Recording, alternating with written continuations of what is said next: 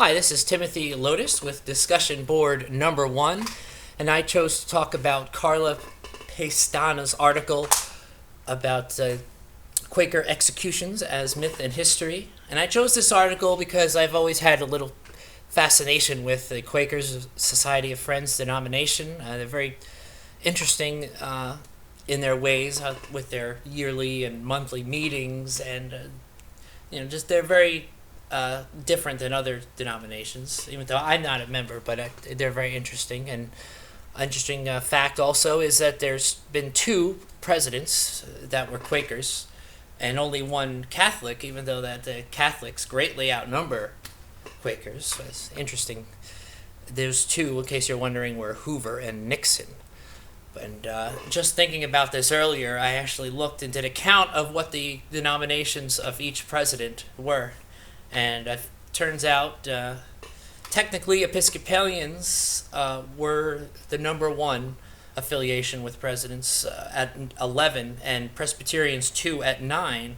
But 3 of the Episcopalians were not elected; they succeeded to the office. So if you go by elected presidents, it's actually Presbyterians, interestingly, were the number 1 denomination in the history of U.S. presidents. But back to the article. It was a very interesting article about historiography and how the narrative changes over time and how different generations see past events differently. There's a very good example of the different prisms people see things through.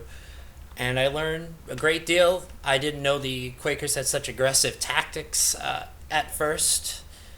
And I didn't know the executions took place over such a short period of time. It said only 2 years, and stopped at least in part because of English politics and King Charles coming to power in 1660 and looking down on these acts. But I found a couple articles associated with what this Pestana was talking about in her article. One had to do with the literary explosion that took place among Quakers and how their outreach expanded greatly immediately after the executions, because it kind of gave them a cause. And it should, in the years immediately after, it was just like a giant spike, and then it went back down again afterward. But it was interesting, so I guess it was a big moment in the early history of the Quakers. And another article kind of echoed Pestana's point. It was by Bruce Tucker. It's called The Reinterpretation of Puritan History in Provincial New England. Discussed how the narrative that how Puritans discussed the executions changed over time. How first it was all about law and order. How the Quakers' aggressive tactics were not welcome there.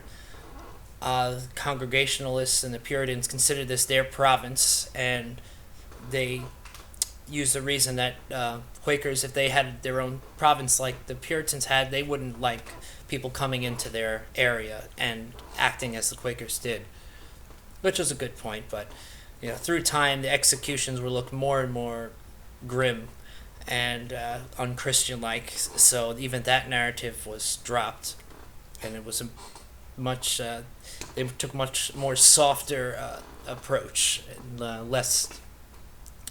and tried to defend their actions less and less, and took more of an apologetic tone. But even as we learned, the Quakers also changed over time, but they generally won the public relations fight, and probably rightfully so.